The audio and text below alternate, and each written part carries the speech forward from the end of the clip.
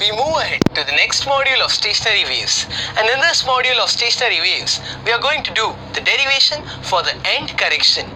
To do the derivation for the end correction, we must know why does the end correction actually arises. Students, in the last module I did not tell you the real reason why the end correction arises. End correction arises because the air particles in the plane which are above the open tube are not free to move in the all directions. Since the air particles are not free to move in all the directions, hence reflection takes place at a plane which is at a certain small distance outside the tube. Since it is present at a certain small distance outside the tube, it is a small length which is E, which is outside the tube, and that is the reason why there is a presence of end correction. Now that is the reason why there is a concept of E introduced, and you can see in this case for the first mode of vibration for a pipe closed at one end, the actual length was L. But after end correction E, L plus E gives us the overall vibrating length L1. To move ahead with the derivation of it, we'll see the first case. So end correction for the pipe closed at one end.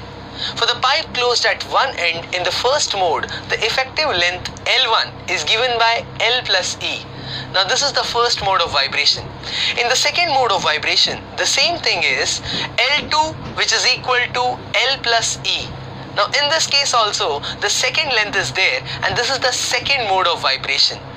I know that the velocity of sound by a pipe closed at one end is given by V, which is equal to 4 times N1 L1, which will also be equal to 4 times N2 L2. Students, remember the velocity of the sound will be the same in the first mode as well as for the second mode. So can I say it will be 4 N1 L1, which is equal to 4 N2 L2. Can I say 4 and 4 will get cancelled, so N1 L1, which will be equal to N2 L2. Moving ahead, I know that N1, capital L1 can be written as small l1 plus E, since that is the net effective length, and which will be equal to N2 multiplied by L2 plus E.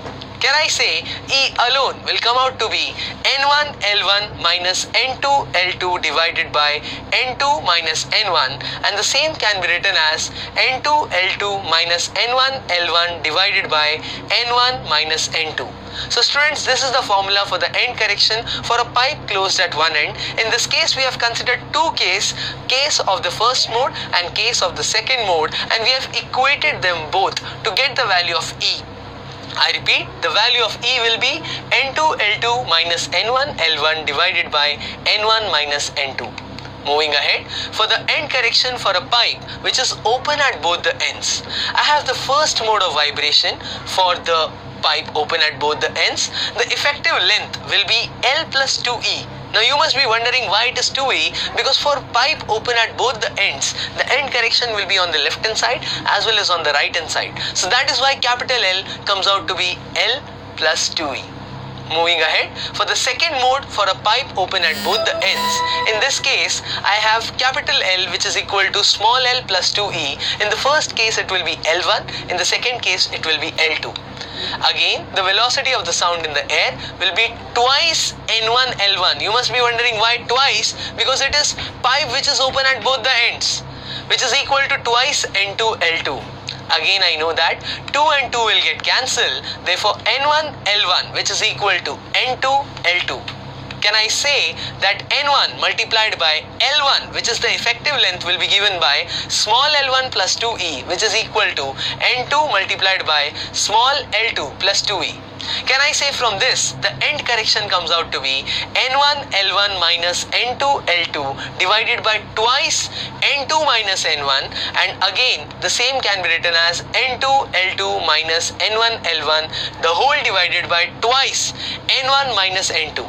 So students, with the help of this module, we did the derivation for the end correction, and this end correction was for two cases, for a pipe closed at one end and for a pipe which is open at both the ends. For a pipe open at both the ends, the formula is N2L2 minus N1L1 the whole divided by twice in bracket N1 minus N2, and for the case of a pipe closed at one end, it is N2L2 minus N1L1 divided by N1 minus N2. That is the formula for end correction. So students, with the help of this module, we did the derivation, and we'll be looking forward to the next module to understand more on this concept. Thank you.